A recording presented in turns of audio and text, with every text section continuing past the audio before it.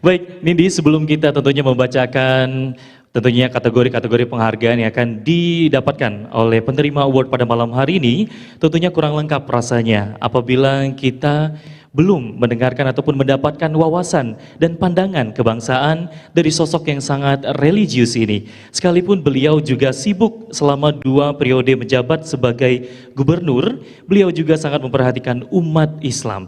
Padahal saat itu ketimpangan antara Indonesia Barat dan Timur masih sangat mencolok. Terlebih dalam prioritas pembangunan infrastruktur maupun pemberdayaan ekonomi dan sumber daya manusia. Begitu pula dalam artikulasi sosial dan politik.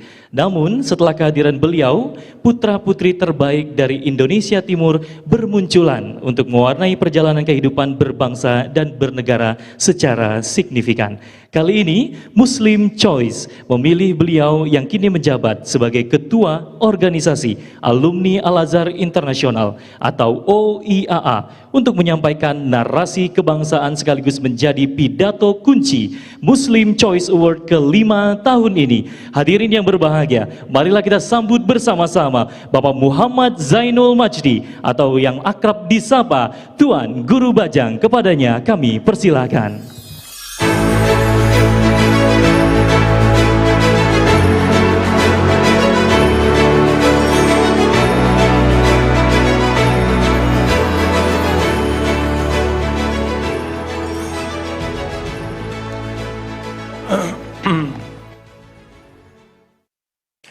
Bismillahirrahmanirrahim. Bismillahirrahmanirrahim. Assalamualaikum warahmatullahi wabarakatuh.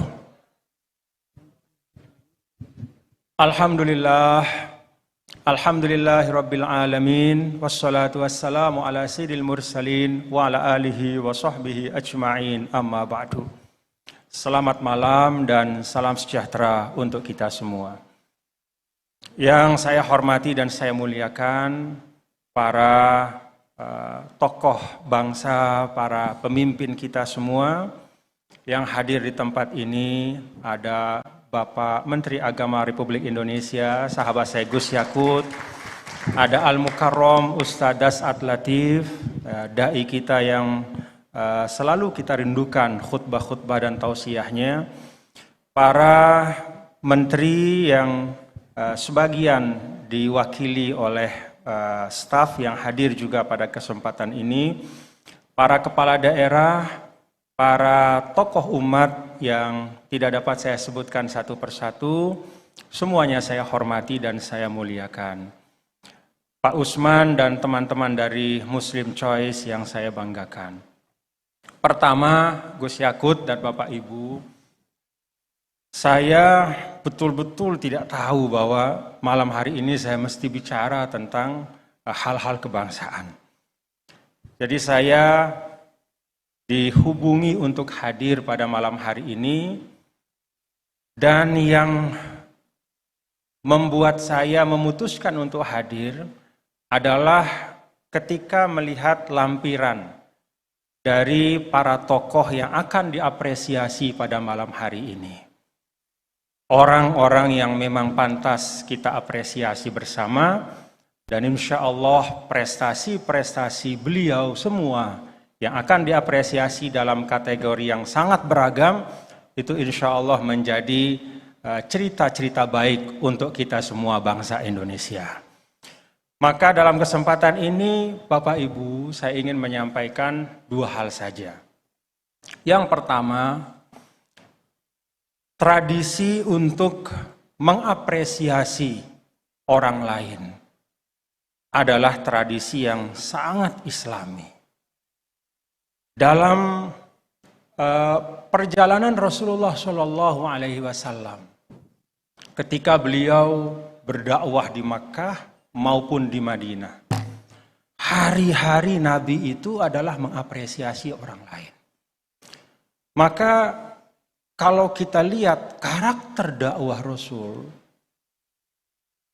walaupun Nabi SAW, kalau dalam bahasa ringkasnya, tangan kanannya itu ada Al-Quran, kemudian di tangan kirinya atau sebelah kirinya itu ada malaikat Jibril, Dalam arti selalu ada bantuan dari langit untuk beliau.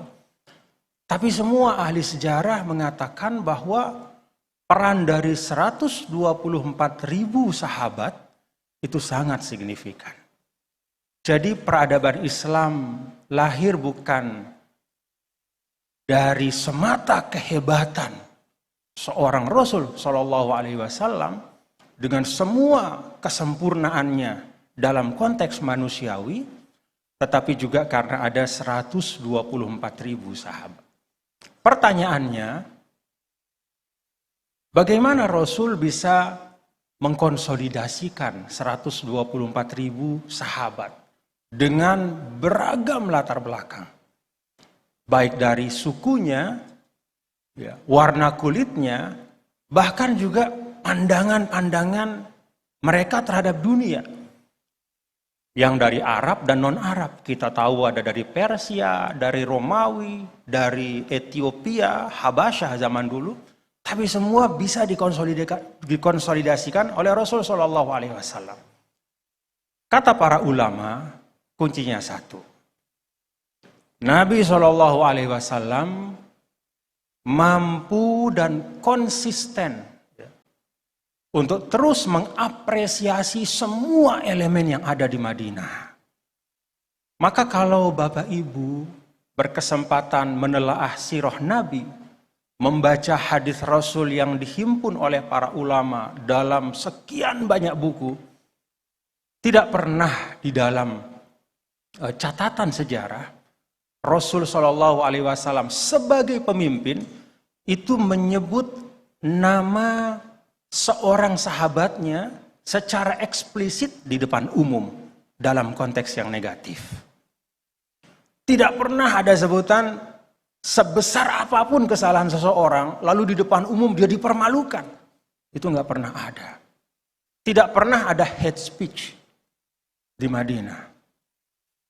Rasul Shallallahu Alaihi Wasallam paling banter. Ya. Kalau misalnya melihat ada perilaku yang memang sudah harus dikoreksi, maka beliau maksimal itu mengatakan ma balu aqwamin.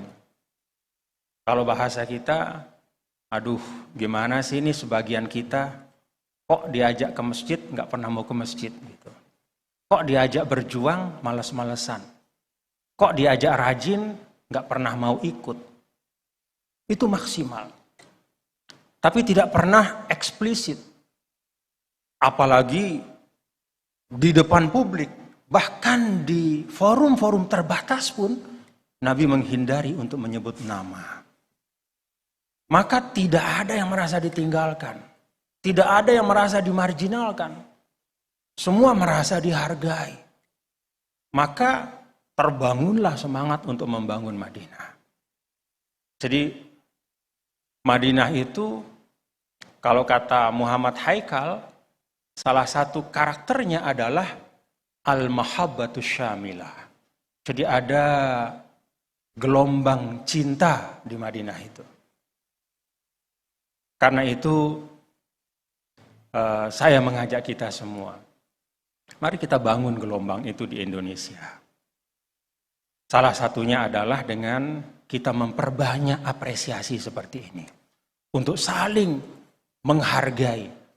Dan memang di dalam Islam mengapresiasi itu adalah sesuatu yang mulia.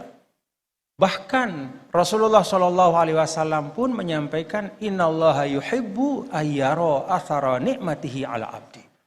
Allah itu suka kalau ada individu atau kelompok atau bangsa itu mampu menunjukkan nikmat Allah yang ada pada mereka. Jadi kalau kita maju, kita syukuri kemajuan itu. Tadi dalam pengantar disampaikan banyak negara yang bergelimpangan karena COVID, Indonesia masih survive dengan rahmat Allah dan dengan ikhtiar Bapak Ibu semua. Itu prestasi. Banyak negara yang mencatatkan pertumbuhan ekonomi negatif, bahkan berturut-turut. Sehingga masuk ke dalam jurang resesi. Indonesia alhamdulillah berkah dari perjuangan Bapak Ibu dan semua kita sebagai satu bangsa, itu mencatatkan salah satu pertumbuhan tertinggi bahkan di dunia. Alhamdulillah. Jadi yang ingin saya sampaikan yang pertama adalah kita ganti hate speech yang banyak mengkontaminasi ruang publik atas nama apapun. Entah atas nama politik, atas nama ras, atas nama bahkan ideologi. Hate speech ini kita hilangkan dari ruang publik, kita ganti dengan love speech. Bahasa-bahasa apresiatif, bahasa-bahasa kasih sayang, bahasa dulu seperti teladan kita, yang kalau kita lihat di sini ada kata Muslim choice, ya kita merujuk kepada Rasul. Ya. Apa sih keteladanan Rasulullah SAW? Apresiasi mutual, respect di ruang publik. Semua orang punya harkat, semua orang punya martabat, semua orang punya kehormatan. Dengan itu maka kita bangsa Indonesia juga akan menjadi bangsa yang dipenuhi dengan kesyukuran, kebaikan dan mudah-mudahan keberkahan. Catatan tentang ini ya, saya ingat ada satu buku ditulis oleh Francis Fukuyama, judulnya The Identity, Identitas. Inti dari buku itu adalah bahwa ada yang lebih berharga dari sekedar motif ekonomi, dari sekedar motif mendapatkan jabatan, dari sekedar mendapatkan status sosial. Sesuatu yang lebih berharga pada seorang manusia, kalau menurut beliau, Francis Fukuyama itu, adalah harkat dan martabat kita sebagai manusia. Karena itu ketika ada di antara kita yang merasa martabatnya terhina, atau ada satu kelompok yang merasa marwahnya tersakiti, maka itu bisa menjadi awal dari masalah yang sangat panjang.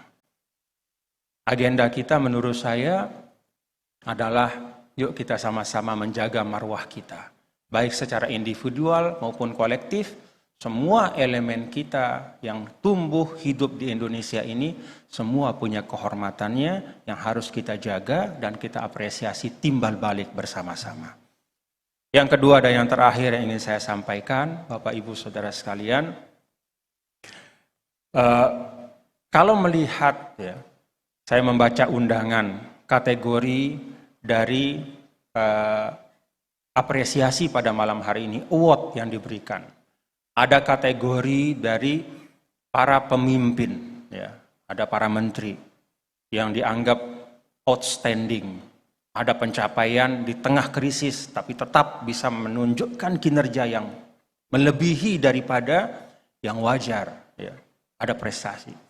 Ada kepala daerah, ada pimpinan BUMN, ada tokoh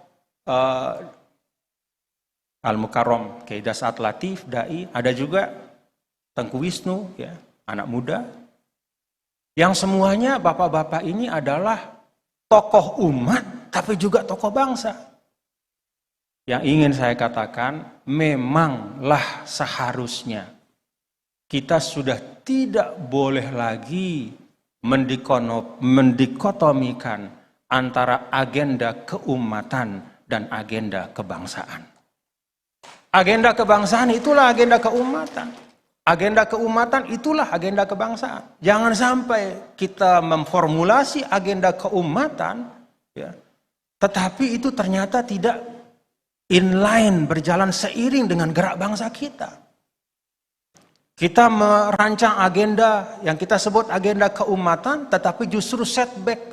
Apalagi kalau itu menyentuh fondasi kita ber-Indonesia. Kita di Indonesia ini sudah menyepakati negara bangsa, konstitusional, ada dokumen metayuridis, Pancasila, Undang-Undang Dasar, yang perumusnya sebagian adalah ulama. Tapi kemudian kita, sebagian dari kita masih membangun satu agenda yang diametral dengan itu. Kita berjalan kemana, bangsa berjalan kemana. Tidak boleh terjadi dalam pandangan saya. Kenapa? Karena kalau bangsa kita berjalan ke satu titik tertentu dengan agendanya. Kita simak misalnya Bapak Presiden Jokowi bicara tentang hilirisasi industri, bicara tentang digitalisasi, aktivitas ekonomi dimulai dari UMKM dan seterusnya. Lalu kemudian kita membangun agenda keumatan yang terpisah dan terputus dengan apa-apa yang kemudian menjadi agenda kebangsaan.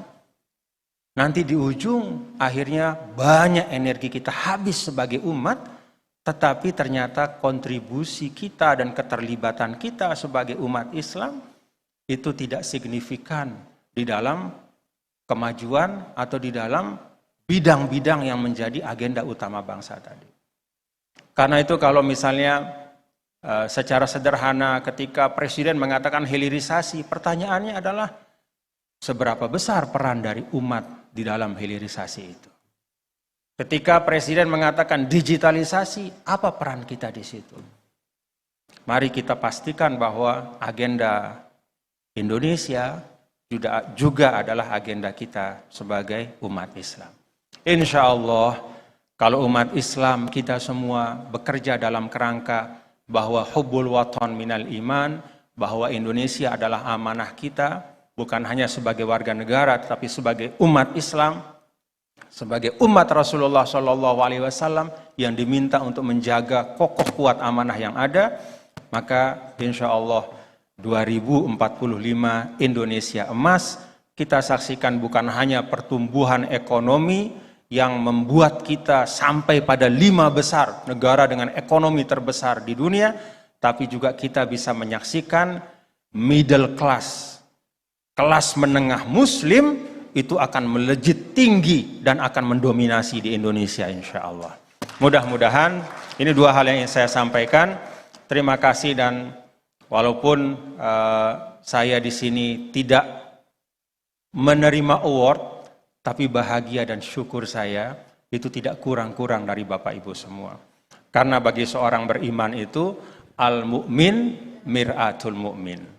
Muslim yang lain adalah cermin bagi dia. Prestasi Anda adalah prestasi saya dan prestasi kita semua. Terima kasih. Assalamualaikum warahmatullahi wabarakatuh. Waalaikumsalam warahmatullahi wabarakatuh. Sekali lagi terima kasih kepada Bapak Tuan Guru Bajang yang telah berkenan menambahkan wawasan dan khazanah kebangsaan.